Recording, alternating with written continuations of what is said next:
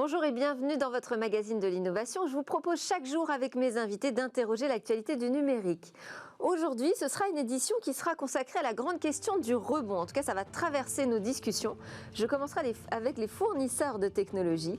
Quelles sont pour eux les opportunités de la reprise économique? Ce sera l'interview de Pierre Keinec, qui est déjà installé à mes côtés. Ensuite, Victoire Sicora nous présentera les news à travers le prisme des réseaux sociaux. Et puis, nous ferons nos valises pour partir à la découverte de l'e-tourisme. J'aurai notamment en plateau le directeur général Europe du groupe Accor qui va nous parler de l'hospitalité augmentée. Enfin, pour conclure, nous ferons un point sur le chiffrement. Pour qui, pourquoi, comment? Ce sera notre rendez-vous Privacy. Mais d'abord, bonjour Pierre Keinec. Bonjour. Vous êtes cofondateur, président de Genji, une solution logicielle qui permet d'automatiser le traitement des notes de frais. Vos clients sont donc des grands comptes, des entreprises, des professionnels, bref, du B2B. Et c'est à ce titre, en fait, que vous avez été invité à participer à une conférence qui s'appelle B2B Rocks, avec comme thème principal la reprise économique. Alors, quel message aviez-vous à faire passer à vos pairs ? Alors, un message déjà d'alignement. Je pense qu'un des grands sujets qui est repris dans beaucoup de conférences à B2B Rocks, c'est l'alignement des équipes, qui a été primordial et qui devient, je dirais, complètement une question de vie ou de mort, notamment parce qu'il n'y a plus d'unité de lieu, il n'y a plus d'unité de temps. Il y a des gens qui vont devoir en partie garder leurs enfants, travailler plus tard, etc., qui vont plus être, voilà, comme disait le 8-18 à la Défense. Et donc, il va y avoir même vrai si donc besoin. ce 8-18, ces heures de bureau n'assuraient pas forcément une stratégie suivie par tous et cet alignement dont vous parlez. Très clairement, et qui était un leurre, qui était probablement d'ailleurs un désalignement pour beaucoup de gens qui n'ont pas le même rythme, qui ont récupéré leurs enfants, qui ont fait des choses, etc., etc. Donc déjà, qui était déjà, à mon avis, source de beaucoup de problèmes. Et donc, effectivement, je pense qu'on se repose les bonnes questions. Il y a une question finalement aussi qui est primordiale en start-up, c'est toute la culture résultat. Et donc le fait de rendre les gens finalement possesseurs de leur atteinte de résultats. Finalement, de traiter les gens comme des adultes, d'une certaine manière, si on était un petit peu direct. Et donc ça, je pense que c'est quelque chose qui est très important, parce qu'effectivement, on va devoir être capable d'aligner des gens à distance, sans forcément leur parler tous les jours, etc., ou via Zoom, etc., ce qui est quand même relativement aliénant, on va dire. Donc voilà, donc à mon sens, c'est vraiment une question d'alignement et d'arriver à faire comprendre aux gens précisément ce qui est attendu d'eux, ce qu'ils peuvent attendre aussi de leurs collègues pour les aider, pour atteindre leurs objectifs. Et je pense que ça, c'est un des grands Est-ce que vous avez constaté, pendant cette période du confinement, un vrai coup de frein dans le secteur des technologies pour les fournisseurs? Est-ce que ça a été un coup de frein? Parce qu'on a plutôt tendance à dire l'inverse.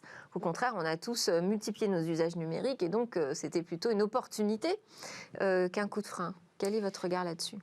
Alors à mon sens, le numérique finalement est un tel ensemble finalement de métiers, puisque je dirais qu'aujourd'hui ce qui est un peu amusant, c'est que beaucoup de gens ne se définissent pas comme des boîtes numériques, même si elles le sont. Par exemple, aujourd'hui toutes les banques sont des boîtes finalement d'informatique spécialisées dans les produits financiers.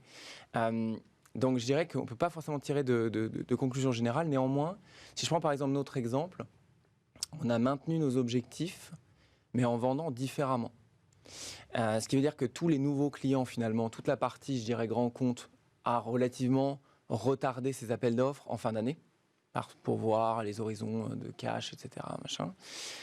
Par contre, nos clients existants qui veulent toujours finalement plus d'analyse de données, parce que justement, on est dans une période où il faut arriver à comprendre précisément ce qu'on dépense, et notamment la note de frais, mais la dépense professionnelle de façon générale, pour le coup, s'équipe de produits d'analyse plus poussés. Donc, je dirais que finalement, le marché, à mon avis, a changé. Si je prends aussi en connexe, c'est vrai que dans la partie, pour le coup, voyage d'affaires, bon, ça, c'est des secteurs qui sont durement touchés, que ce soit des boîtes numériques ou pas. Donc voilà, mais je pense que finalement, il y a eu un effet de marché. Si vous parlez des voyages d'affaires, c'est parce que donc, vous êtes un spécialiste de la note de frais et qu'on fait donc moins de notes de frais quand on se déplace moins, forcément. Exactement. Alors oui et non, et c'est tout à fait vrai. C'est la perspective classique. Il se trouve que dans la dépense professionnelle, il y a deux grandes classes de dépenses. Effectivement, il va y avoir de la dépense, je dirais, de voyage d'affaires sur des sociétés type boîte de conseil, etc. Et vous allez avoir de la dépense opérationnelle qui va venir des groupes industriels qui ont du déplacement. Donc, par exemple, je vais prendre des exemples de certains de nos clients, mais par exemple dans l'industrie électrique et gazière, vous faites des déplacements. Si vous êtes un GRT Gaz, GRDF, etc., vous faites des déplacements et vous avez des gens qui se déplacent toute la journée, que ce soit le Covid ou que ce soit pas le Covid. Donc pour le coup, vous avez quand même deux grands segments dans la dépense pro. Un qui est affecté, l'autre qui n'est pas du tout affecté. Moi, quand je vous entends répondre à cette question, j'entends l'agilité, en fait. Est-ce que c'est la condition pour rebondir, puisque c'est le thème de la conférence B2B Rocks, #rebond. Est-ce qu'il y a comme ça des conditions de succès? Parce que quand on passe à travers une crise aussi profonde que celle de la crise sanitaire, on trouve quel ressort, en fait? Je pense que vous avez raison, c'est exactement ça. À un moment, il faut accepter le changement. Et ça, je pense que c'est quand même une chose qui est très difficile à faire en entreprise, quelle que soit la taille de la boîte. Y compris dans une start-up? Y compris dans des start-up. Parce qu'au bout d'un moment, plus vous progressez, vous embauchez aussi des profils beaucoup plus divers, dans des pays différents. Nous, on a par exemple des gens en Australie, on a des gens en Suisse. L'appétence au risque n'est pas du tout la même dans les pays. Je ne vais pas faire de mauvaises blagues. Mais c'est vrai qu'effectivement, vous avez des profils psychologiques assez différents.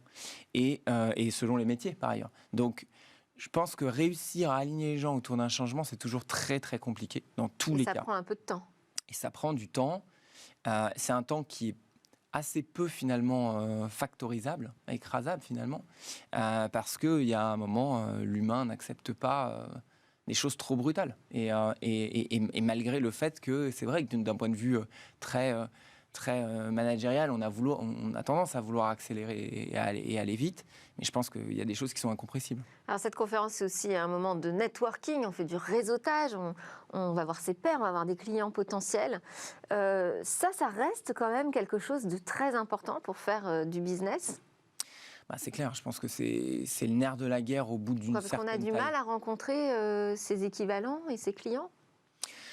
Non, alors après, c'est vrai que sur le marché grand compte, je dirais qu'il n'y a pas vraiment il y a des appels d'offres qui sortent. C'est vrai qu'à partir du moment où on est identifié comme un acteur clé du marché, je pense que voilà, la partie importante est faite.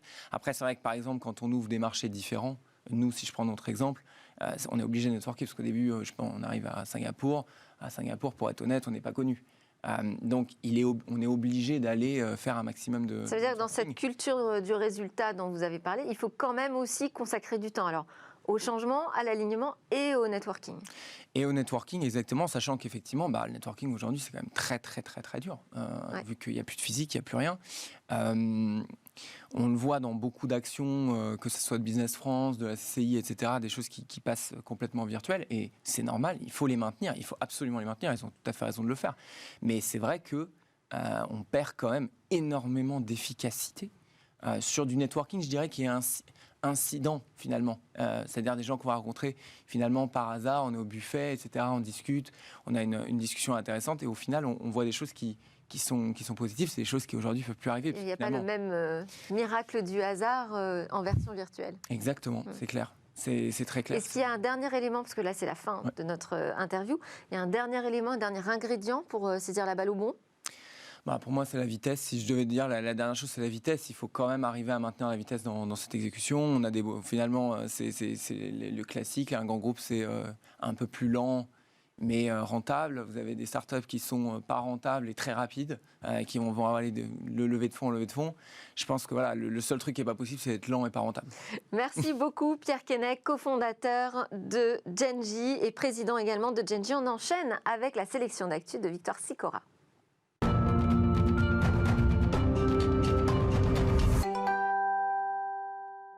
Bonjour Victoire, quels sont les posts qui ont retenu votre attention aujourd'hui ? Alors on va commencer avec une polémique qui pointe du doigt Twitter, ou plutôt ses algorithmes qui sélectionnent les contenus les plus inspirants. Tout a commencé avec un tweet. Un internaute se demande qui l'algorithme pourrait choisir entre Barack Obama et Mitch McConnell, le président du Sénat américain. Pour tester l'algorithme, on laisse le centre de l'image vide afin que Twitter ne choisisse pas simplement le contenu du milieu. Les deux images sont positionnées, une en haut de la page et l'autre en bas. Systématiquement, l'algorithme choisit Mitch McConnell et ce, peu importe le placement de la photo, la taille de l'image ou encore le contenu qui est autour. Pour que l'algorithme reconnaisse Barack Obama, ce tweetos a dû inverser les couleurs et lui a posé les lunettes de Mitch McConnell, qu'a isolé. Alors malheureusement pas du tout, de nombreux internautes ont fait le test entre une personne blanche et une personne de couleur, et Twitter choisit systématiquement la personne blanche. Les algorithmes sont donc victimes de biais de genre et d'origine. Et oui, parce que le même test, il a aussi été réalisé entre une femme et un homme, et l'algorithme retombe dans ses travers. Il choisit quasiment systématiquement l'homme. Twitter a promis d'investiguer sur la question. On continue avec du hacking engagé. Oui, vous le savez, Delphine, le quotidien des Biélorusses est marqué par les manifestations et la répression. Et c'est au tour des hackers de soutenir la révolte populaire contre le pouvoir en place de Loukachenko. Pour riposter contre les violentes arrestations, ces hackers ont publié des informations personnelles sur environ 1000 policiers biélorusses. Personne ne restera anonyme, même derrière une cagoule. Voilà le message qu'ils ont communiqué à Reuters, un message repris des centaines de milliers de fois sur Twitter. Les autorités ont annoncé que ces actes seraient sévèrement punis, bien sûr, mais pour l'instant, tous ces hackers sont encore 100% anonymes. Ils bénéficient, vous vous en doutez, de l'approbation des internautes qui envoient quotidiennement leur soutien aux Biélorusses sur Twitter. En tout cas, ils savent bien se cacher. On poursuit avec... aujourd'hui, c'est un jour particulier, en fait. Et oui, Delphine, parce qu'aujourd'hui, c'est Battery Day. Battery Day, c'est l'événement de Tesla, un événement où les batteries à nanocâbles de silicium seront les stars de la journée. Alors, comment je le sais ? Eh bien, parce que Tesla a sorti un teaser. Dans ce teaser, en arrière-plan, les spécialistes sont unanimes. C'est bien un assemblage de nanophiles de silicium. Ce teaser vante bien sûr ces batteries du futur qui promettent 1000 km d'autonomie pour 650 km grand maximum aujourd'hui. Dernière info croustillante, la conférence se tiendra dans les locaux de Amperius Technologies, une société spécialisée dans les nanophiles de silicium. Sur Twitter, ils sont unanimes, c'est une journée historique. On termine avec le hashtag du jour. Et c'est FundTruck, un hashtag qui renvoie à la 6e édition du concours FundTruck qui encourage l'entrepreneuriat en aidant les jeunes entreprises à gagner en visibilité. Le principe, des startups embarquent dans ce camion du financement pour rencontrer des financiers, à eux ensuite de pitcher et de convaincre. Sur ce poste, vous voyez par exemple le pitch de Champercher, une entreprise agricole qui produit des légumes en bioponie. Le hashtag FundTruck montre l'engouement autour du projet. Merci Victor Sicora et merci Pierre Keinec d'avoir passé ce temps avec nous, cofondateur et président de Genji. C'est l'heure de boucler nos valises, je vous le disais, on part à la découverte de l'e-tourisme.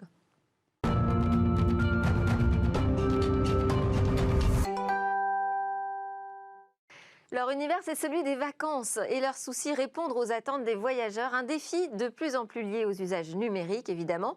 Alors, comment la tech transforme les métiers, l'offre et aussi les entreprises du tourisme? Et comment tout cela a été bousculé avec la crise pandémique? On en parle tout de suite avec Sophie Lacour, directrice générale d'Advance Tourisme, une société de conseil et expertise en innovation dans le secteur du tourisme. Franck Gervais, directeur général Europe d'Accor, le premier groupe hôtelier en Europe et le 6e à l'échelle mondiale. Bonjour. Et Alexandre Nobécourt, directeur général adjoint communauté et contenu chez les Big Boss, qui est un organisateur d'événements B2B, comme récemment 2 journées qui ont été consacrées au tourisme et qui a réuni une centaine de décideurs. Alors Sophie Lacour, quelles sont les technologies qui ont été adoptées récemment par les professionnels du tourisme? Qu'avez-vous vu apparaître ? Alors, ce sont des technologies qui sont liées au Covid actuellement, beaucoup. Oui. C'est-à-dire tout ce qui est le sans contact, donc le paiement sans contact, par exemple. Alors, c'est pas qu'il y a des choses nouvelles qui ont émergé par rapport au Covid, et c'est ça qui est intéressant d'observer, c'est que ce sont des choses qui existaient déjà et qui se sont beaucoup développées justement face au Covid. Donc, tout le paiement sans contact était une facilité de paiement que les gens avaient, et maintenant ça devient une nécessité sanitaire. Il y a aussi beaucoup de choses qui vont impacter la façon de consommer l'hôtel, on va dire, quelque part. C'est-à-dire toutes les technologies intelligentes qui vont permettre de rentrer dans sa chambre, toujours sans contact, en fait.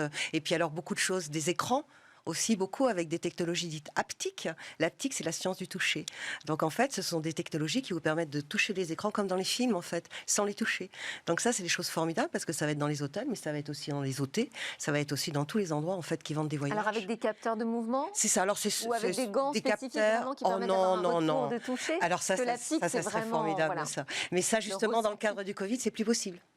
Justement, on se dirigeait vers ce genre de technologie, c'est-à-dire carrément enfiler des combinaisons pour ressentir le voyage à travers la peau, par exemple, à distance. Ça, c'était quelque chose d'extraordinaire qui était en train de pointer. Pour l'instant, c'est un petit peu à l'arrêt à cause du Covid. Donc, c'est plutôt des technologies qui vous permettent de ne pas toucher les objets, mais que les objets puissent avoir une interaction comme avec vous. Franck Gervais, vous dites d'accord qu'il est le groupe hôtelier leader de l'hospitalité augmentée. C'est un concept magnifique. Qu'est-ce qu'il recouvre ? Alors, l'hospitalité augmentée, c'est vraiment aller au-delà de ce qui était traditionnellement, je viens dans un hôtel pour dormir une nuit, donc j'arrive le soir, je dors, je repars le matin, et ça peut être à Los Angeles, São Paulo ou Paris. C'est la même chose qui s'est passé dans un hôtel dont les chambres sont standardisées, toutes les mêmes, et j'ai pas vu la différence. Et donc, ce qu'on veut dans l'hospitalité augmentée, c'est proposer vraiment des choses complètement différentes en lien avec l'endroit où est l'hôtel, les localités, les attraits vraiment qui sont environnants. C'est aussi de se dire que l'hôtel, il n'est pas ouvert que à celles et ceux qui viennent y dormir la nuit. Donc non seulement quand ils viennent y dormir la nuit, eh ben, on est ravis qu'ils puissent se poser au bar, au restaurant. On a 5000 hôtels, mais 10 000 bars et restaurants. 2 fois plus. Donc on est ravis que les gens se posent là pour y profiter d'un bon temps, pour écouter un concert, pour travailler. Donc ça, c'est pour ceux qui viennent y dormir et pas que y dormir. Et pour toutes celles et ceux qui habitent autour de l'hôtel, on a tous un hôtel à 1 kilomètre de chez soi, mais il y a peu de raisons qu'on s'y arrête en général. Et on se dit, on veut vraiment le transformer en lieu de vie, en lieu de rencontre, parce qu'un hôtel, ça comporte des installations comme la gym, du spa, des piscines, de nouveau des bars, des restaurants. Et donc, pourquoi est-ce que ce ne serait pas un lieu de vie, une vraie agora ? Et donc, c'est ça l'hospitalité augmentée, c'est de pouvoir proposer autre chose qu'un simple lit. Ça, c'était une vision vraiment des années 80 et on veut vraiment la dépasser. En faire un lieu beaucoup plus ouvert. Alexandre Aubécourt, la semaine dernière, je disais, vous avez rassemblé des décideurs du tourisme pendant 2 jours. Quelles sont les grandes tendances que vous avez vues se dégager ? Alors, on a observé 4 gros sujets clés pour les acteurs du tourisme, principalement sur la notion de vente en ligne et de e-commerce. Comme le disait Sophie, il y a beaucoup de choses qui existaient déjà, mais qui se sont accélérées avec la crise sanitaire. Le premier point, c'est le financement. C'est-à-dire beaucoup d'acteurs du tourisme et du loisir cherchent à optimiser les solutions de financement avec des acteurs du crédit pour des paiements en 2 fois, 3 fois, 4 fois sans frais pour faciliter l'acte d'achat. Le deuxième point, ça va être tout ce qui va être lié à l'expérience utilisateur, c'est-à-dire d'avoir des solutions innovantes qui passent par des tests utilisateurs pour pouvoir tracer le parcours de navigation sur un site de e-commerce touristique et de savoir en fait pourquoi à un moment donné il y a une rupture avant la conversion. Donc l'objectif, on va dire, c'est de tout capitaliser sur les 4 piliers qui vont optimiser la conversion, donc le financement, l'expérience utilisateur, la relation client, avec aussi beaucoup de renforts sur du dialogue, sur faire appel à des call centers pour pouvoir justement avoir ce nouveau dialogue avec le client parce qu'il va vouloir être réassuré s'il emmène sa famille dans un club, dans un hôtel. Donc cette notion de dialogue avec le Covid est très très importante et vraiment est un critère qui a remonté. Et le 4e critère qui est l'activation digitale, à savoir que beaucoup d'acteurs doivent du tourisme, surtout du tourisme en ligne, finalement doivent quelque part se couper de leur dépendance à Google en activant des leviers digitaux qui vont être beaucoup plus sur du brand content, du storytelling. Et en fait, c'est la question de la visibilité et de la communication. C'est la question de la visibilité, de la communication et des contenus adressés aux différentes cibles, ce qu'on appelle des personas, puisqu'on voit différentes typologies de cibles qui vont émerger dans le business, que ça soit, on va dire, les vacances en famille avec 2 niveaux de génération, puisqu'il y a maintenant les parents qui emmènent les grands-parents et les enfants. On a donc les familles avec 2-3 enfants, les couples, les singles, qui vont pas avoir les millennials, c'est aussi les jeunes, qui vont pas avoir les mêmes attentes, pourtant qui peuvent s'adresser à une même marque. Donc l'objectif aussi, c'est de pouvoir les capter au niveau d'une consommation digitale sur les contenus, pour adresser un contenu qui va correspondre à leurs attentes. Et ces différents types de personas n'auront Alors pas tout ça aussi, ça veut dire qu'il faut avoir une quantité de données beaucoup plus importante qu'auparavant, finalement, sur ces voyageurs qui sont multiples et qui ont des attentes très, très diverses. Où en sommes-nous, Sophie Lacour, sur les datas et le tourisme ? Est-ce qu'on en a suffisamment ? Est-ce qu'on en manque ? Est-ce qu'il faut un peu organiser tout ça ? On en a. C'est assez difficile, en fait, de persuader les personnes qui possèdent les datas de les partager avec d'autres, parce que la data n'a d'intérêt que quand elle est partagée, c'est-à-dire quand elle peut justement servir tout le parcours voyageur. Si elle n'existe qu'à un seul endroit, en fait, elle a peu d'intérêt. Mais tout ça, c'est en train de se formaliser d'une façon très intéressante. Et la data, pendant très longtemps, a été captée, mais n'était pas utilisée. La data est un or noir, effectivement, mais est un or noir que quand elle est qualifiée. Sinon, elle n'a aucun intérêt.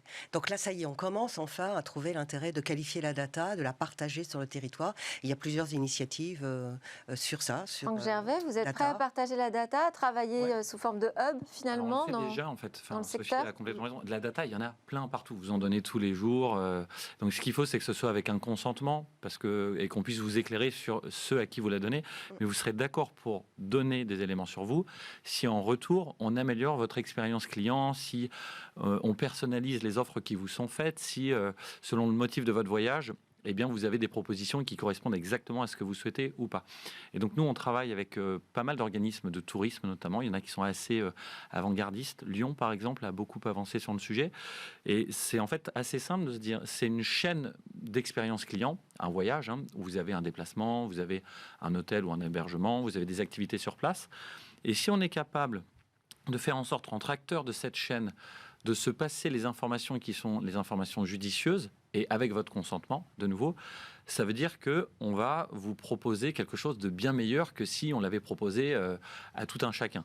Exemple, si vous partez seul sur un week-end et que vous partez pour un motif vraiment touristique, visite musée, le sachant par avance et sachant ce que vous aviez visité la fois passée, et si vous retournez pour une deuxième fois dans cette ville, dans ce lieu, eh ben, je vais vraiment améliorer ce qui vous est proposé. Et ça, vous allez dire, je suis entièrement ravi pour faire. Donc, tous les projets qui sont en cours. Il y a aussi les datas qui sont anonymisées, c'est-à-dire réussir à avoir un ensemble de données sur les nouvelles pratiques des voyageurs de manière générale. Voilà, mais alors c'est deux choses différentes. C'est les nouvelles pratiques de manière générale, ça va servir tout le monde parfait, et ensuite de façon très très personnalisée.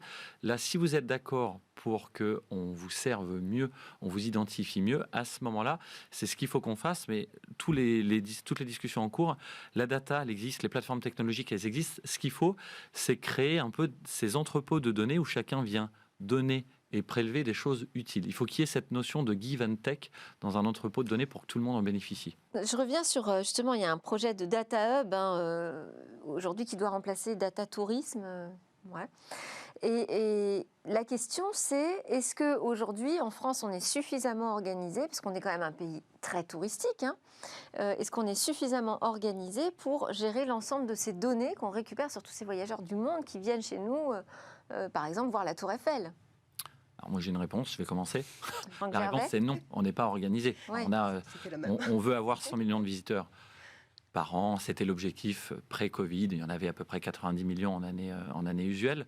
On est le premier pays visité dans le monde avec tous ces monuments, ces attraits, gastronomie, culture, art, luxe, tout. On a la mer, la montagne, la campagne, la nature, pardon.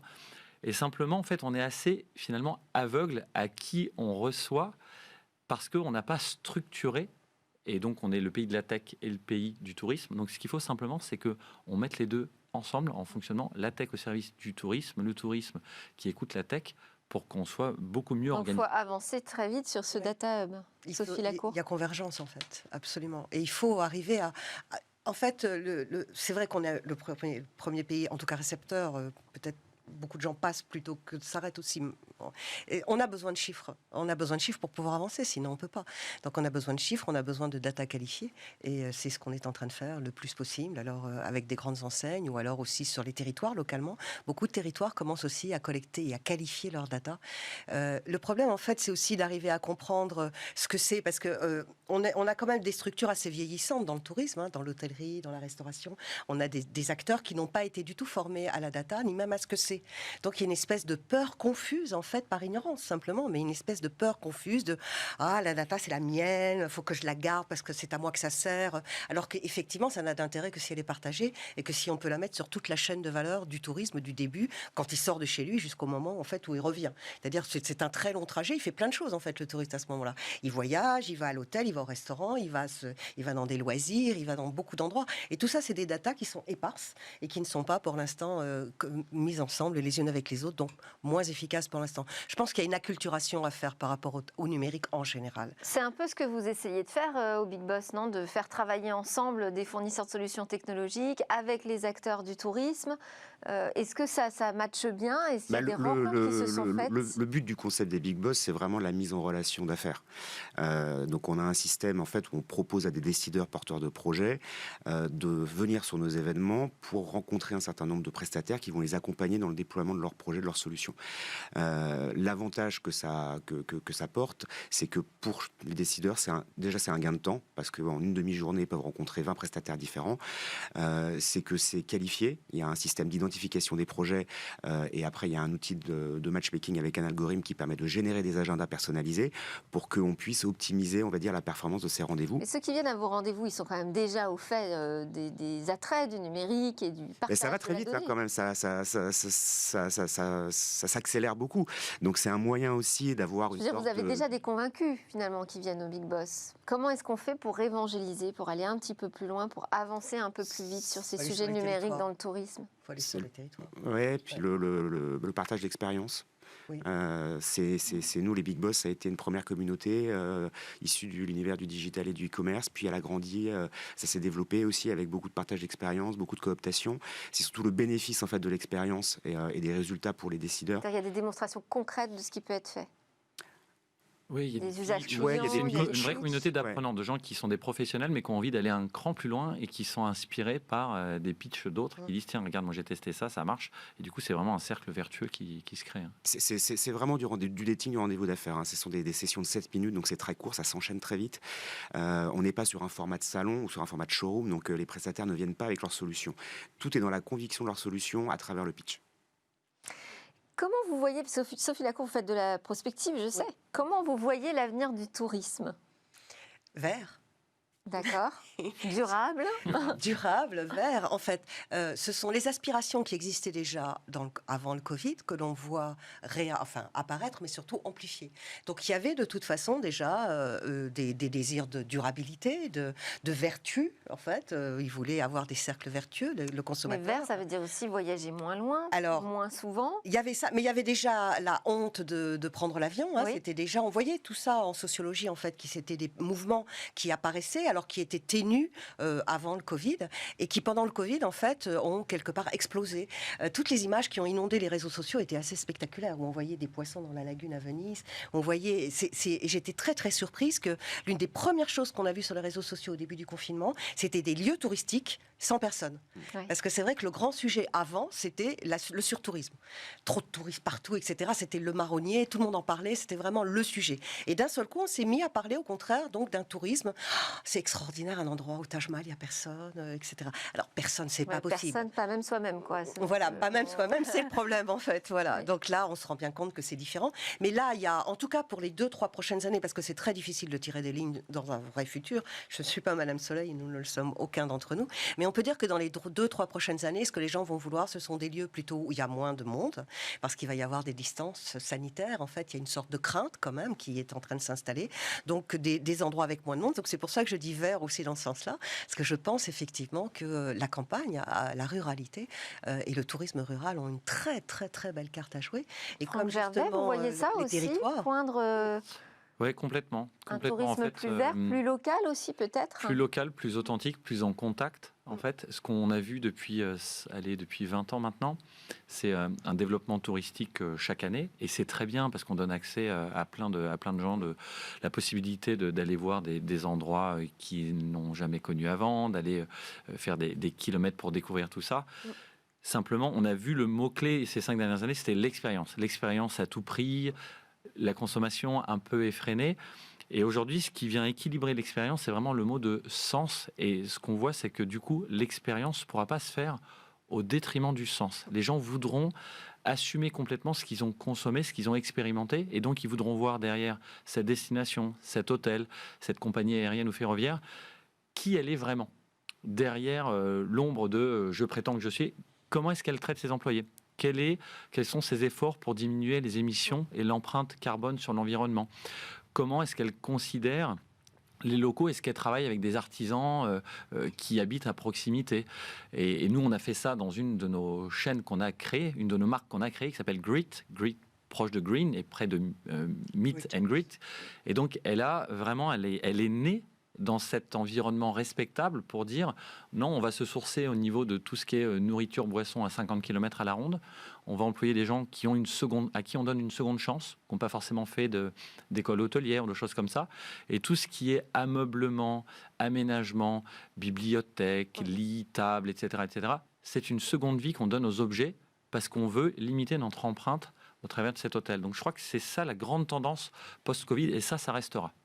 Du coup, est-ce que c'est compatible avec le e-tourisme et la débauche de technologies pour faire vivre des expériences nouvelles aux voyageurs et aux touristes? Eh ben moi, je dirais justement, parce que le digital, la techno sont vraiment un moyen de répartir les ressources dans le temps, dans l'espace, et c'est ça qui va être justement permis. C'est qu'on va pouvoir, au lieu d'avoir une frénésie, on va pouvoir mieux répartir les ressources, et ça, le digital va vraiment pouvoir y contribuer, parce qu'il permet de tout monitorer, de tout screener, de mieux aménager, de mieux assembler. Donc je pense que c'est une vraie force pour nous. Vous voyez arriver dans les chambres d'hôtel des masques de réalité virtuelle pour permettre aux gens d'aller visiter un monument sans bouger de sa chambre. Est-ce que ça, c'est des choses sur lesquelles vous travaillez? Est-ce que ce e-tourisme pourrait devenir un tourisme virtuel aussi dans vos lieux?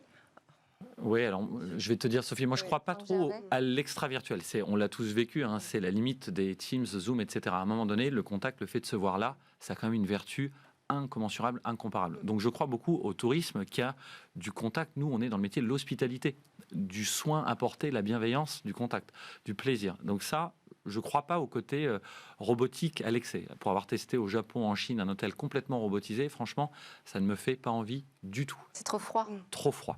Avoir un cocktail qui vous est fait par un robot, je vous souhaite d'y aller, d'expérimenter, vous me direz. Donc ça, pas du tout. Par contre, pouvoir Moi, je suis capable d'adorer, hein, vous savez. Ah ouais. Moi, non. Et je pense que la plupart des gens, franchement, verront une limite à ça. Mais par contre, se dire qu'est-ce que peut apporter la technologie en termes de... on vient de faire ça, par exemple, de mettre dans des chambres d'hôtel des boîtes des commandes vocales qui vous permettent, vous, touristes chinois, américains, n'importe quel pays, de vous renseigner sur la météo, les heures d'ouverture des musées, de telles visites, de telles balades. C'est un gain de temps. À la fin, vous allez le faire, vous allez sélectionner du coup ce qui vous convient le mieux. Donc ça ne change pas. Mais au lieu de sortir, de trouver le bureau fermé, de chercher l'office de tourisme et de vous planter, ben on vous aide dans cette quête d'un tourisme plus responsable. Et digital et responsable peuvent être vraiment compatibles. Ça veut dire aussi développer des applications. Du coup, vous devenez aussi un éditeur d'applications. Est-ce que l'écosystème, Alexandre Nobeco, est-ce qu'il y a un écosystème suffisamment pléthore en France qui est dédié au tourisme, à des solutions technologiques pour les professionnels du tourisme? Quand il y a des pitchs comme ça, vous avez l'impression de trouver la perle rare, ou bon, vous envoyez toute la journée défiler et c'est plus compliqué de faire le tri? Il y a beaucoup de fournisseurs de solutions qui ont des solutions après qui sont personnalisables pour des acteurs du tourisme, puis qui peuvent aussi, on va dire, servir pour d'autres filières. Je pense que Mais des solutions qui connaissent les métiers, c'est plus rare. C'est plus rare à trouver. Ouais. C'est quand même plus rare. Il y a la place, Sophie Lacour, pour un nouvel écosystème. Alors, c'est pas un nouvel, parce que c'est le service. Le tourisme, c'est un métier de service. Donc, en fait, comme tu dis très justement, il y a beaucoup d'applications qui sont dans d'autres secteurs et qui peuvent s'appliquer au tourisme. Par contre, il faut que ce soit des professionnels du tourisme qui les appliquent. Parce que, donc, il y a beaucoup d'incubateurs. Et il y a un incubateur en particulier qui est dédié au tourisme, qui est le premier incubateur au monde dédié au tourisme, qui est le Welcome City Lab à Paris. Justement, qui s'est penché là-dessus. Parce qu'il y avait nécessité de baliser les terrains pour les acteurs de la tech et pour qu'ils s'adaptent vraiment aux besoins des acteurs du tourisme.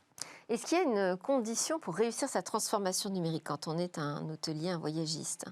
Écoutez le consommateur, écoutez le voyageur. En fait, je ne pense pas du tout qu'il faille... Ça fait partie du métier, ça semble évident. Oui, non, pas que, parce que justement la tech est peu prise, c'est ce que je vous disais, la tech est peu prise en main par les acteurs du tourisme. Alors les grands acteurs du tourisme, il n'y a pas de problème, mais 50% des acteurs du tourisme sont des petits acteurs du tourisme qui ont du mal finalement à se saisir eux-mêmes du numérique. Le premier sujet quand même qui a concerné, Alexandre Nobeco, la transformation, c'est les avis. Les avis partagés, les avis vérifiés sur le tourisme, la restauration aussi principalement. Ça a été le premier, on va dire, engagement qui a disrupté le mode de consommation, parce que quand on va choisir un hôtel, quand on va choisir un voyage, quand on choisit un restaurant, on va forcément regarder les commentaires sur le net. C'est vrai que les avis ont profondément bousculé tout le secteur. Il y a un deuxième élément perturbateur, je dirais, c'est les 100% les pure players du numérique, les Airbnb. Comment, Franck Gervais, est-ce que ça a changé votre façon aussi d'aborder la question de l'accueil des voyageurs? Donc pour répondre, juste compléter à votre question sur la question d'avant, condition de réussite de la transformation numérique, je pense qu'il faut effectivement ne pas opposer. Donc il faut prendre l'avis des clients, mais des clients et aussi de nos employés qui sont en contact tous les jours. Ça me permet de faire le lien avec votre question, tous les jours avec les clients, et donc qui les voient tous les jours sur leurs ressentis, leurs envies. En période de Covid, on a mis tous les protocoles en place, des labellisations pour dire vous pouvez venir, vous serez safe dans notre hôtel. Vraiment, parce qu'on a pris toutes les précautions de paiement à distance, de buffet réorganisé, de check-in un peu automatisé.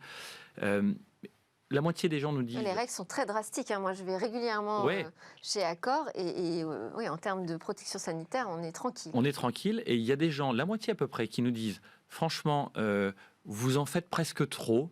Est-ce qu'on ne pourrait pas libérer un petit peu cette contrainte, etc. Et il y a l'autre moitié des gens qui nous disent non, moi je veux encore plus être rassuré, avoir des éléments en réassurance, etc. Donc pour venir à votre question, parce qu'on est à la fin les acteurs du numérique, ils ont un souci, ces acteurs du numérique, c'est qu'ils ne voient pas en physique, en visuel, leurs clients. Et ça, c'est notre chance. Vous prenez, je l'ai cité. Ils ont la data. Ils ont la data, mais vous prenez des Expedia, Google, Booking, Airbnb. Nous, ce qu'on a, on a la data, on a tout un écosystème digital de réservation, d'interaction avec le client, mais en plus, on a un client qui est face à nous pendant 24 heures, 48 heures, dont on peut saisir les émotions physiquement, les envies, dont on peut capter vraiment les points positifs, les points négatifs à améliorer. Et ça, on l'a, nous seuls. Et donc, c'est ça notre immense avantage. Et il faut avoir exactement l'agilité pour mieux améliorer, enchanter, réenchanter un peu plus à chaque fois l'expérience client. On n'est pas une machine, on ne veut pas être une machine, on veut être le meilleur du numérique et de l'humain. C'est vraiment ça notre grosse différence. Merci beaucoup Franck Gervais, merci Sophie Lacour, merci Alexandre Nobécourt. Juste après la pause, on va suivre les conseils bien évidemment de notre spécialiste pour protéger notre vie privée dans ce monde du numérique. Je vous garde avec moi, je pense que ça peut vous intéresser.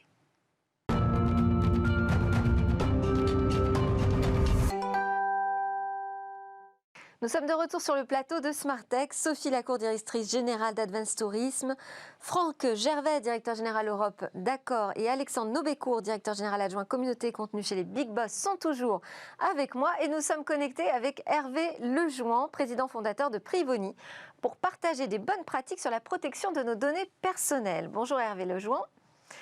Bonjour Delphine. Alors, vos conseils aujourd'hui portent sur le chiffrement. On va déjà rappeler ce que c'est le chiffrement. Alors, le chiffrement, en fait, c'est un moyen de coder des informations comme un message, un email, des informations que vous laissez sur des sites ou des vidéos, et les transformer en fait en ce qu'ils sont initialement en une chaîne de caractères ou un autre fichier qui devient complètement illisible. Donc, typiquement, si je prends une phrase, et aujourd'hui il ne fait pas beau à Aix-en-Provence, il ne fait pas beau, je vais transformer cette phrase en une chaîne de caractères qui sera incompréhensible via des mécanismes et des clés. Et pourquoi le grand public devrait s'approprier cette technologie qui semble assez complexe Elle devrait se l'approprier parce que tous les jours, en fait, des milliards de personnes, aujourd'hui on peut le dire, 2, 3, 4, 5 milliards de personnes s'échangent des informations, laissent des informations sur des sites, et certaines de ces informations sont sensibles. C'est-à-dire qu'effectivement, le chiffrement n'est pas voué à se généraliser sur toutes les informations, mais lorsque vous laissez votre carte de crédit ou votre numéro de passeport ou votre numéro de carte nationale d'identité sur des sites, et c'est souvent demandé, eh ben, cette information, elle est très sensible. Et lorsqu'elle va transiter à la fois sur Internet, parce qu'il y a à la fois l'endroit d'où vous l'envoyez, que ce soit votre mobile ou votre machine, et lorsqu'elle va transiter sur Internet, il ne faut pas qu'elle soit en clair. Ça, vous savez, c'est le petit HTTPS que vous voyez sur la barre de votre navigateur qui vous indique que finalement que le transfert d'informations est sécurisé. Et ensuite, du côté du service, cette information va être sauvegardée dans des bases de données. Et là, si elle est sensible, il faut qu'elle soit chiffrée. Parce que si elle n'est pas chiffrée, en cas de vol de données, et vous savez que les violations de données explosent aujourd'hui dans notre monde, et certainement dans la dernière période avec le Covid, car les gens ont travaillé de chez eux, eh ben, si l'information est violée, l'information sera en clair dans la base de données. Et vous, moi, en tant qu'individu, seront affectés, car si cette information est sensible, eh ben, vous allez avoir un vol d'identité, vous pouvez avoir votre compte en banque qui est piraté, et ainsi de suite. Donc Oui, beaucoup, mais là, beaucoup de dommages c'est préjudiciables. finalement, ce sont les professionnels qui doivent s'occuper de ce chiffrement. Le petit cadenas qu'on voit au moment de la transaction, c'est pas l'utilisateur, ça qui s'en occupe. Le chiffrement dans la base de données, c'est pas non plus l'utilisateur. Est-ce que c'est pas un peu disproportionné de se dire que finalement nous-mêmes, petits utilisateurs, internautes lambda, on doit se mettre au chiffrement? Alors, vous mettre au chiffrement, c'est pas le terme, mais prêtez attention à ce que les services font, oui. Quand Marriott, et je vais vous donner un exemple, on est sur le tourisme, quand Marriott, je crois, il y a 1 an et demi, annonce une violation de données qui touchait 500 millions de clients dans leur base de données, et j'en faisais partie. Ils envoient un message, en fait, en vous disant qu'effectivement, ils ont une violation de données, et en fait, ce qu'ils vous disent dans ce message, c'est qu'à la fois, certaines de vos données d'identité, votre nom, prénom, adresse et tout, mais il est possible aussi que vos données de carte de crédit aient pu être piratées parce que les clés, en fait, et c'est là où il y a un mécanisme important, les clés de chiffrement et de déchiffrement qui servent à déchiffrer cette information, ben, elles étaient aussi sauvegardées du côté de Marriott. Donc, et ils émettaient l'hypothèse qu'ils n'étaient pas sûrs que potentiellement, si ces clés étaient bien sûr piratées aussi, l'information était accessible. Donc, d'un seul coup, vous, en tant qu'individu, c'est pas à vous de gérer ça, mais c'est vrai que c'est vraiment au service de faire en sorte de vous rassurer sur le fait qu'une information sensible, et elle est traitée comme telle, et le RGPD, le règlement européen sur la protection des données, est très clair là-dessus, une information sensible doit être protégée, sinon vous risquez, c'est un manquement, et vous risquez d'avoir des pénalités. Et ce n'est pas au consommateur et à l'individu de s'occuper de ça, c'est vraiment au service de mettre en place des mécanismes de sécurité qui lui garantissent qu'une donnée chiffrée, si elle est chiffrée, même en cas de violation de données, ne peut pas être déchiffrée. Alors c'est pour ça que je vous ai fait rester en plateau, hein, parce que je voulais sensibiliser tous ceux qui nous regardent, mais aussi vous, les professionnels du tourisme qui possédez beaucoup de data. Vous êtes déjà, j'imagine, sur ces technologies de chiffrement, Franck Gervais? Oui, c'est un sujet qui est clé, hein, tout ce qui est data privacy, puis globalement tout ce qui est cyber risque, cyber attaque. Donc c'est quelque chose sur lequel nous on investit beaucoup, sur lequel on est très attentif. C'est évident parce que le cas qui a été cité par Hervé, il a fait florès, hein, on en a entendu parler dans l'industrie, clairement. Là-dessus, je pense qu'il faut être assez humble, hein, en disant personne ne peut dire non, moi je suis à l'abri de tout ça. Il faut être tout le temps en Au investissement. contraire, il ne faut pas hésiter à communiquer là-dessus. Tout Ouais. le monde peut être piraté. Tout le monde peut être piraté. Moi, il y a un point qui me revient en écoutant Hervé, c'est qu'à la fin, ce sont des sujets clés, mais comment est-ce qu'on les rend simples et compréhensibles du consommateur, de l'internaute, parce qu'on est bombardé d'éléments qu'on nous demande d'acquitter, de valider. Franck Et Gervais. comment est-ce que ça peut être Je vais simple pour relancer lui. Hervé sur cette question. Hervé Lejoin, alors comment on fait concrètement, par exemple, pour protéger ses mots de passe sans se compliquer la vie? Ah bah pour protéger ces mots de passe, la plupart des gestionnaires des mots de passe, ils ont un mécanisme qui est assez standardisé aujourd'hui au niveau global, et c'est ce qu'on fait aussi nous chez Privoni, c'est qu'en fait, votre mot de passe, il va être déjà lors du transit entre votre poste, que ce soit votre mobile ou votre PC, il va être protégé par cette HTTPS, on va dire, par cette fonction de chiffrement, mais surtout quand il va être sauvegardé dans notre base de données, il va être chiffré avec des clés qui sont elles-mêmes protégées par une clé secrète ou un mot de passe, ce qu'on appelle le mot de passe maître, qui lui n'est pas connu de la part des gestionnaires de mots de passe comme nous. Donc ça veut dire que seul l'utilisateur peut déchiffrer cette donnée. Et ça, c'est des mécanismes qu'on explique. Alors justement, c'est là où on vient, comme disait Gervais, c'est là où on vient en fait sur la notion de transparence. Cette notion de transparence, en fait, sur les sites, il doit y avoir, et c'est ce qu'on fait nous et d'autres aussi, des rubriques aujourd'hui sur la sécurité, sur la prise en compte effectivement par les services de cela, et pour un minima décrire à l'utilisateur, parce que c'est vrai qu'il ne faut pas lui donner trop d'informations non plus, parce que sinon il ne va pas se comprendre, bah, un minima décrire ces processus, certes complexes, mais qui peuvent être expliqués par des schémas, en lui expliquant que voilà, c'est assez simple. Parce que sinon, qu'est-ce qui se passe s'il ne voit rien sur le site? Et ben derrière, c'est oui, il faut qu'il aille dans les politiques de confidentialité, mais personne ne le fait. Et donc, voilà. Donc, la communication, je crois, simple et très importante. Typiquement, des messageries instantanées le font aujourd'hui. Elles vous disent la communication entre vous là sur votre poste et votre interlocuteur est entièrement chiffré et seulement connu des deux parties. Et elles vous disent ça Merci simplement, elles Hervé garantissent. Lejoin. On prolongera Voilà. la conversation. Vous reviendrez dans Smart Tech. Hervé Lejoin, président fondateur de Privoni. Merci Sophie Lacour, directrice générale d'Advance Tourisme, Franck Gervais, directeur général Europe d'Accord, et Alexandre Nobécourt, directeur général chez les Big Boss. Merci à tous d'avoir suivi Smart Tech. C'est presque la fin de cette émission. À suivre le Lab Startup. Et puis moi, je vous dis à demain pour de nouvelles discussions sur la tech.